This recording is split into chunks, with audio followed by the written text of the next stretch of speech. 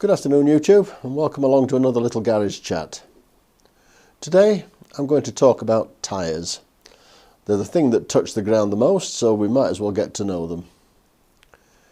There's things you need to be aware of, such as the general condition, how to look after them, things to check such as the tread depth, and how to monitor the tyre pressures.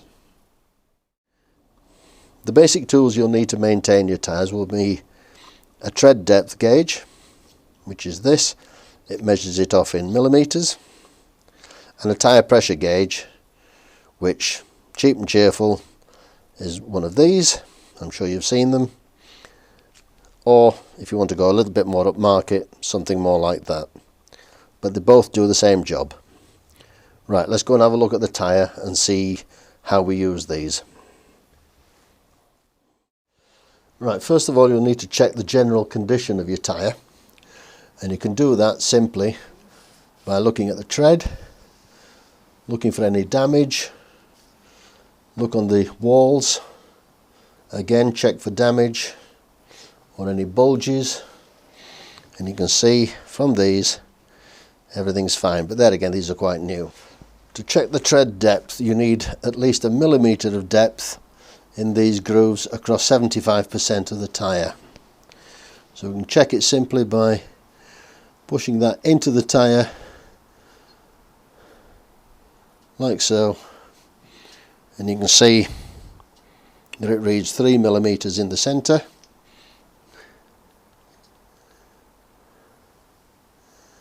again it reads 3 millimetres on the outer wall, and on the other side we've got just slightly over 3 millimetres there. So generally you can see that that tyre is in good order. To check the tyre pressures you can use this gauge. It's quite straightforward, by simply taking the dust cap off the valve,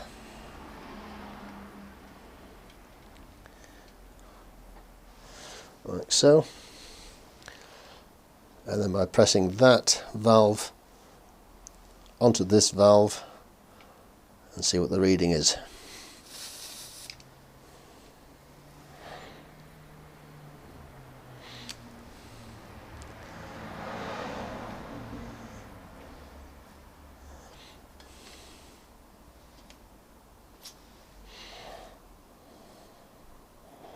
Now that's a little low, so I'm going to have to put some air into that. I can also use this gauge, which will tell me the same thing.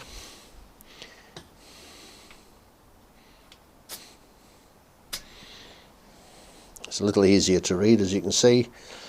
That's showing I've got 25 pounds per square inch. It should be 29, so I'm going to have to pump that tyre up a little.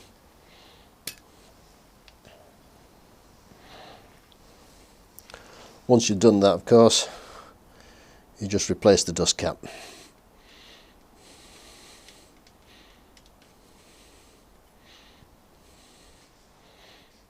Now you may also be able to see on the tyre itself various markings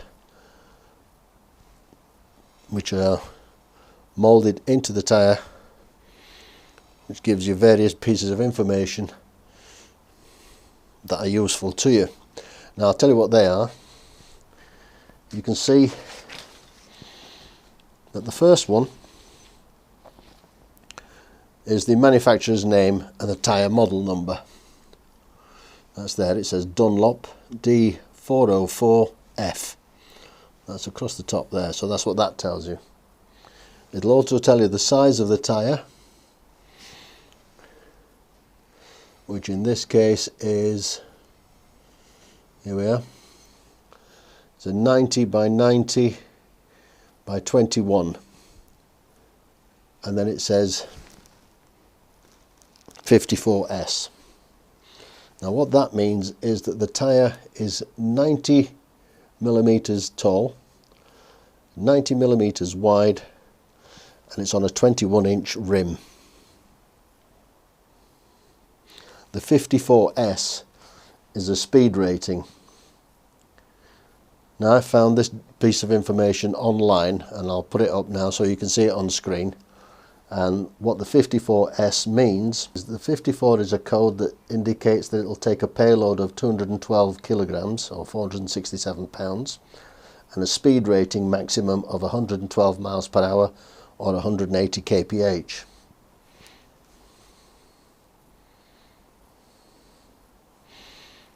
Another thing that you'll find on the tyre printed on the sidewall is a dot number. Now what that tells you is how old the tyre is. And just find that on here. Here we are, this is the dot number. DOT stands for Department of Transport.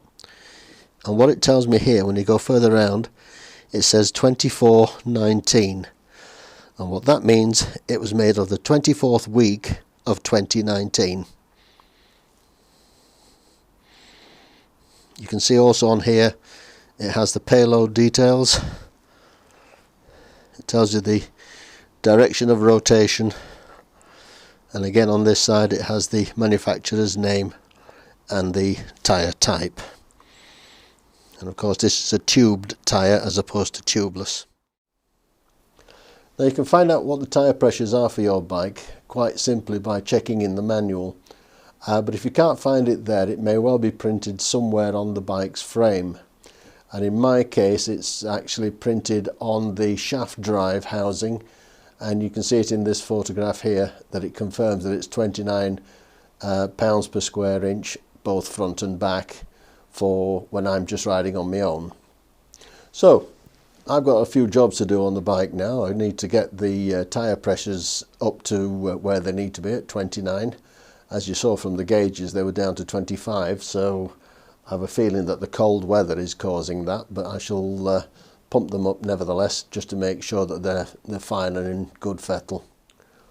One hint that I had some time ago, if you're storing the bike in the garage over winter, is to occasionally move it around so that the weight of the bike isn't sitting on the same spot of the tyre.